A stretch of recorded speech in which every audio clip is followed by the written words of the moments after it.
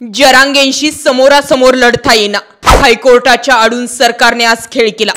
सरकार जरांगेंविरोधात कोर्टात. 5 वकिलांनी आज खेळ केला. सरकार जरांगेंना फिरवतंय. वाटलं होतं प्रस्ताव येईल. सरकार जरांगेंकडे पाठ फिरवतंय. तोडगा काढू इतकंच बोलतंय. कोर्टात काय घडलं यावर चर्चा करण्यापेक्षा तुमची दुखरी नस सरकारच्या हातात येणार नाही यावर काम करा. नेमकं घडलंय काय? उद्या दुपारी 4 वाजेपर्यंत आझाद मैदानाव्यतिरिक्त असणारे मराठे यांना हटवा असे आदेश हायकोर्टाने दिलेत. हायकोर्टाने दिले किंवा मग राज्य सरकारच्या भूमिकाने तो निर्णय देण्यासाठी भाग पाडलं असे 2 प्रश्न तयार झालेले आहेत. पहिला प्रश्न असा निर्माण झालाय की आता आझाद मैदानावरती जे आंदोलक नाहीयेत, जे आंदोलन आझाद मैदानाच्या बाहेर आहेत, त्या लोकांना जर सगळ्यांनाच आझाद मैदानावर आणलं तर आझाद मैदानावरती इतके लोक सामावतील का? हा पहिला प्रश्न आहे.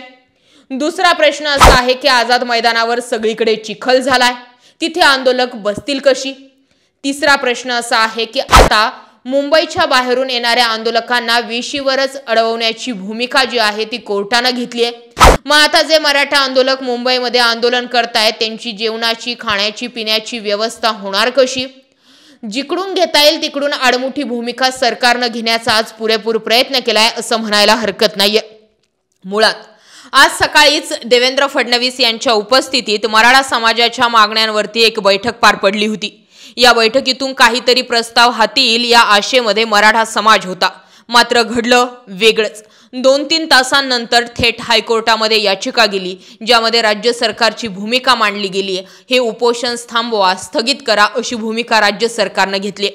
मात्र आरक्षण मागण्यासाठी आलेला व्यक्ती त्याच्या मागण्या नेमकी काय आहे, त्याची बाजू काय आहे हे अजून समजूनही न घेता आता आले, 2 दिवस उपोषण केलं, आता इथून निघा, ही भूमिका सरकारने कशी घेतली असा प्रश्न या निमित्तानं तयार झालेला आहे. आता कोर्टात काय घडलंय यावरती चर्चा करण्यात अर्थ नाहीये. मात्र तुमची दुखरी नस जी आहे ती जर सरकारच्या हाती लागली तर मग अवघड होईल असं गणित सध्याच्या घडीला दिसून येत आहे.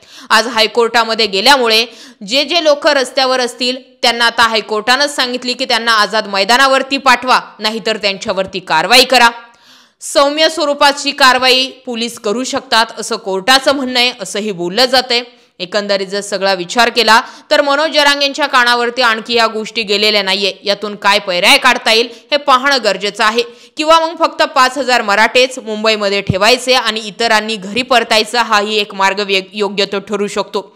वेळोप्रसंगी जर सरकार आपली भूमिका घेतच नाहीये किंवा आपल्या बाजूने काही निर्णय देतच नाहीये, हे ज्यावेळी मराठा समाजाला समजेल त्यावेळी आंदोलनातील जे लोक मागे गेलेत आणि जे लोक अजून आंदोलनस्थळी आलेलेच नाहीयेत ते सगळेचे सगळे लोकांना पुन्हा जरांगेंच्या म्हणण्यावरती मुंबईमध्ये बोलावलं जाऊ शकतंय. आत्ताच्या घडीला मुंबई जाम करण्यात काही अर्थ नाहीये, कारण इथली सिस्टीम, इथले साम दाम दंडभेद सगळे कायदे आता मराठा आंदोलकांना लागू होऊ शकतात. गणेशोत्सवाचा काळ आहे असं सांगून आणखी वेगवेगळे मुद्दे पुढे केले जाण्याची देखील शक्यता वर्तविण्यात येते. प्रश्न तयार झालेला आहे की देवेंद्र फडणवीस मनोज जरांगेंच्या भेटीला काही केल्या येणार नाही हे निश्चित आहे. मात्र त्यांचे शिष्टमंडळ, त्यांचे मंत्री, मराठा मंत्री अजूनही मनोज जरांगेंच्या भेटीला का येत नाही हा प्रश्न आहे. उद्या उदयनराजे हे भेटीला येणार आहेत, मात्र तत्पूर्वी मनोज जरांगेंच्या आंदोलनाबाबत काय हा प्रश्न जशास तसा निर्माण झालेला आहे. यावरती भूमिका लवकरात लवकर सरकारनं घेणंही गरजेचं आहे. हायकोर्टामध्ये गेल्यानं आता आंदोलन चिघळेल असं दिसून येत आहे. सदावर्तेंनी नको ते आरोप मराठा आंदोलकांवरती लावलेले आहेत. ते देशी दारूच्या बाटल्या घेऊन येत आहेत असं सुद्धा म्हणतायत. ते म्हणतायत की मराठा आंदोलक धिंगाणा घालतायत, रस्ता रोको करतायत, मात्र याची कारणं कोणीही सांगायला तयार नाहीयेत. ते सांगत नाहीयेत की आम्ही खाऊगल्ल्या बंद केल्या होत्या, ते सांगत नाहीये आम्ही यांना पाणी मिळणारच नाही याची व्यवस्था केली होती, ते सांगणारच नाहीये की आम्ही आझाद मैदानावरती आणि बाहेरही 3-3, 4-4 तास लाईट बंद करून ठेवतोय.